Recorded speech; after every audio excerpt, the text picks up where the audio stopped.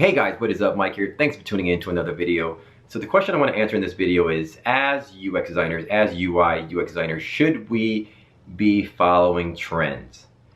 Should we just follow the current UI design trends on the market and follow what other people are doing? And by doing so, if we only follow the current trends, how do we innovate? Is that just following along and not really innovating? This is a very good question. This came up recently. And I want to talk about it.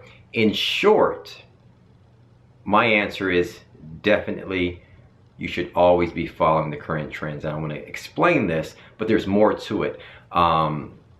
So recently, about a week or so ago, I posted a tweet and I was talking about the current UI design trends. I said, in this tweet, I said, I kind of made fun of, like, the cartoony people, cartoony objects. Like, the current trends that exist today includes like cartoony objects, cartoony people, white space, rounded corners, soft drop shadows, bright, vibrant colors, and things like that, right? These are current trends that if you went on Dribble or Pinterest right now and just did a search for UI design screens, UI design examples, you'll see these trends pop out, right?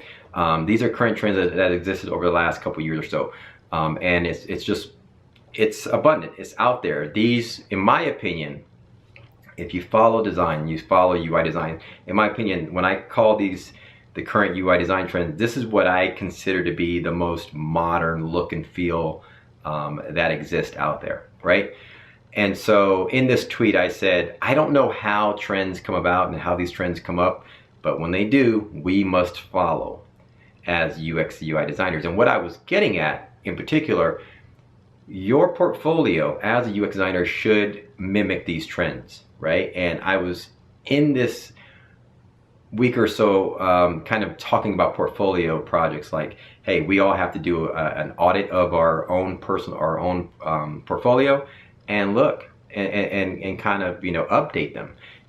Take your old designs and update them to be more modern, right? So this, I touched on this in a tweet, got a lot of feedback, a lot of likes and things, and a couple comments in the tweet. Somebody said, hey Mike, why do we follow trends? How do you even innovate if you only follow trends? Two people said this, and this is a very good question, because I actually had the same questions years ago when I'm like, if we just follow what other people are doing, how do people actually innovate? And to be honest with you, that's a very good question, and I'm going to talk about that. In short, this is how you got to look at trends. Trends in the UI design space, and what I just kind of like gone over and gave examples of, these trends is the market. Trends are the market, and this applies to every single industry. Whenever you see trends that exist, that is the market. And if you do not follow, you have two options. You can get left behind, or you can sit on the sidelines and not follow these trends, and that's your call. But either way, trends is the market. Think of it as a big river, a roaring river, raging river that's going downstream. You can either go with it or you can stay out the river, right? But there's no way for you to combat that river, right? I'll give you some examples of this. Netflix, Blockbuster, laughed at this river of streaming media, right? Back when Netflix wanted to partner with Blockbuster and said, hey, you know what? Can we host our DVDs here? Can people return their DVDs back to Blockbuster locations? Blockbuster was like, get out of here, and basically laughed at their face. And so fast forward, Blockbuster has one store remaining, I think, in the world, which is still cool. I actually worked at Blockbuster, which is pretty cool. And Netflix and streaming media is the future. It is now, right? And so you can do this. You can, with taxi cabs, right? They're like, nah, people won't get into strangers' cars and stranger cars. And what do? Do we call taxis or do we call Ubers, right? Every industry is being disrupted by trends or the market and the movement. Every aspect. here's what you do. You have to abide by the trends. If the trends come about, nobody knows why these things come about, but they catch on like wildfire and it goes. But when the trends do come about, you have to adapt to the trends. That's the first thing. So we have to adapt to whatever designs you see out there, but you could always add to trends. You can always add on top of the existing trends. And that's, in my opinion, how innovation is made. That's how we take baby steps towards innovating. So when you think about a Tesla, Tesla didn't change the car. The car is the trend. People like to get in cars and drive to work. People like to get in a car and drive to the market. People like to get in cars and drive to, the nightclub or the restaurant, right? They don't fly there. So Tesla followed the trends of the vehicle, but kind of innovated on top of it. That's how we have to take UI designs and things like that. So when someone says, very good question, Mike, why do you just follow trends if, or just by following trends, we won't be able to innovate? That's a very good question. That's an actually true statement. Like if everybody follows along and don't really innovate, you'll never innovate. What you have to do is take these designs and kind of add to it, mimic, and eventually more and more trends will exist and overlap each other. But the reason this came about is, and the other thing is this, is as designers, these trends that you see in the UI design space, even though you may not like them, I may not like them, and somebody else may not like them, CEOs see them. And what happens is leaders of companies see them. How do they see them?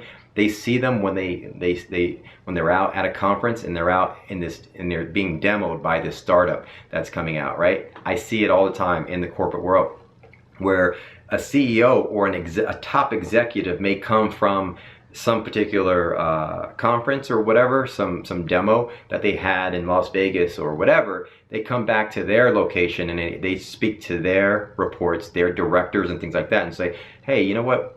We got a glimpse of this, this new app on the market, like really nice and shiny. Why can't, and they're in this space.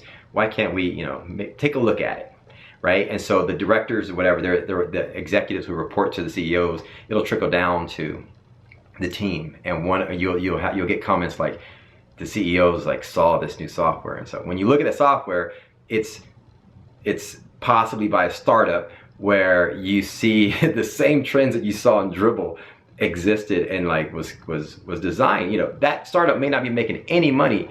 The old software that you're designing at your company might be the one actually making money. But what happens is you have to follow those trends. In addition to that, it's because it trickles down from the CEO. The CEO sees these trends and it trickles down back to you, right?